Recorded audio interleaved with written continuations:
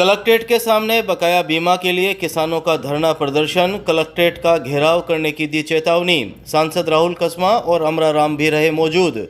चूरू जिला मुख्यालय के कलेक्ट्रेट के सामने अखिल भारतीय किसान महासभा के बैनर तले जिले भर से आए किसानों ने धरना देकर प्रदर्शन किया। बकाया फसल बीमा क्लेम और बिजली सहित 10 सूत्री मांगों को लेकर यह धरना प्रदर्शन किया गया। इस दौरान चूरू सांसद राहुल कस्मा और सांसद अमरा राम भी मौजूद रहे। मांगे नहीं मानने पर किसानों ने कलेक्ट्रेट के घेराव और पड़ाव की चेतावनी दी है। किसान सभा के नेताओं का कहना है कि जिले के 2.5 लाख किसानों को 3 साल बाद भी खरीफ की फसल का बकाया क्लेम अभी तक नहीं मिला। ये क्लेम करीब 1450 करोड़ रुपए है। इसमें 2021, 2022 और 2023 का खरीफ फसल का क्लेम शामिल है। उन्होंने बताया कि पिछले साल किसानों का 127 दिन आंदोलन चला था।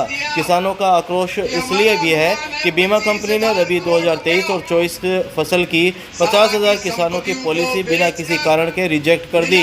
उन्होंने बताया कि बीमा कंपनी ने अब तक रबी के करीब 50,000 पॉलिसी बिना वजह रिजेक्ट कर दी। रबी 2017, 2018 से लेकर 2020-21 तक प्रीमियम नहीं काटे जाने, पोर्टल पर अपलोड नहीं करने या पटवार हल के बदले जाने के कारण क्लेम से वंचित किसानों को जिम्मेदारी तय कर बकाया राशि उनके खाते में ट्रांसफर की जानी चाहिए।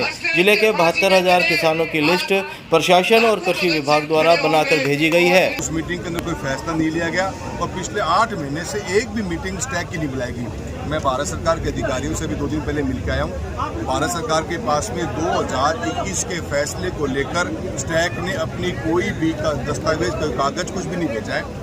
राजस्थान सरकार इसकी मीटिंग ले और जहाँ पे क्रॉप कटिंग हुई है बीमा कंपनी के अधिकारी साथ थे, उन जगहों को भी आप सैटेलाइट से क्लेम देने का प्रावधान नहीं होना चाहिए। बीमा कंपनी ने बहुत बदमाशियां करी है। जहां क्लेम कम था वहां तो डायरेक्ट प्रॉपर्टी ने दे दिया, जहां क्लेम ज़्यादा था वहाँ क्रॉप कटिंग और सैटेलाइट का अनुपात में पैसा दिया गया। उसका हम एक विरोध कर रहे हैं। नंबर 1। नंबर 2, 72,000 किसान 2017 से लेकर 20 तक पोर्टल के ऊपर गलत एंट्री होने के कारण क्लेम नहीं मिल पाया। उनकी भारत सरकार ने एक फाइनेंस कमेटी बनाई है।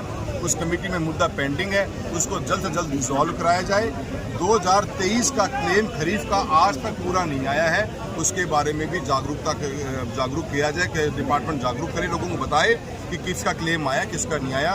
करीब 500 करोड़ रुपया क्लेम आना है 2023 खरीफ का। और साथ ही साथ में बीमा कंपनी के अधिकारियों को तहसील लेवल पे बैठना सुनिश्चित किया जाए ताकि किसान दर बदर न भागे।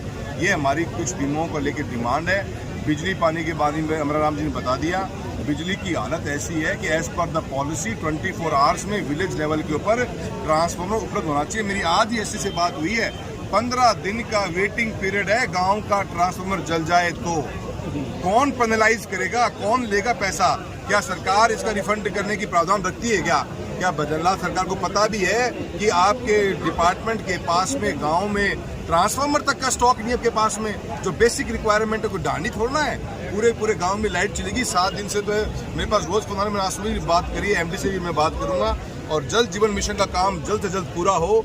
19 टंकियां बननी थी सादुलपुर में और 850 करोड़ के लगभग का टेंडर हमारा तारानगर तहसील का है, जिसका काम आज तक चालू नहीं कर पाए हैं। ये तो जल जीवन मिशन अस्त व्यस्त पड़ा हुआ है। सरकार का ध्यान ग्रामीण क्षेत्र पर, ग्रामीण के विकास के ऊपर, किसान की अनदेखी के ऊपर जो दिमाग लगा हुआ है उसको हम चाहते हैं कि वो क्षेत्र में आए। न आएगी तो किसान आंदोलित होगा और हम कहीं न कहीं इस बात को बहुत मजबूती से। मतलब आप आश्चर्य करोगे, 2017 का क्लेम अभी 72,000 किसानों का बाकी है।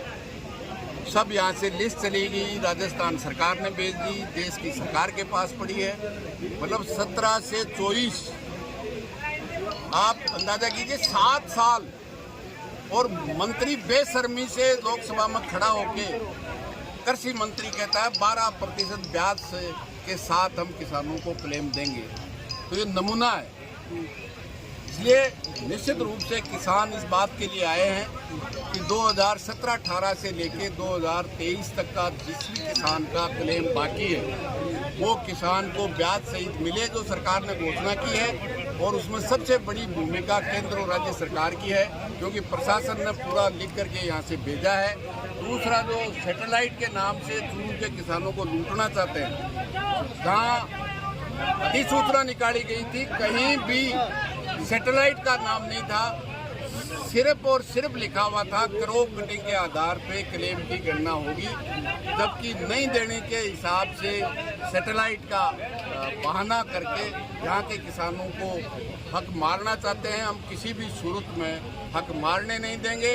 आज किसान आया है, सरकार और उसके प्रशासन में सद्बुद्धि है, तो मैं समझता हूँ इनको आदेश करेंगे, वरना जो भी अखिल भारतीय किसान सभा चूरू की निर्णय करेगी, पूरे चूरू जिले का किसान और जवान लड़ेगा और अपना हक लेने का काम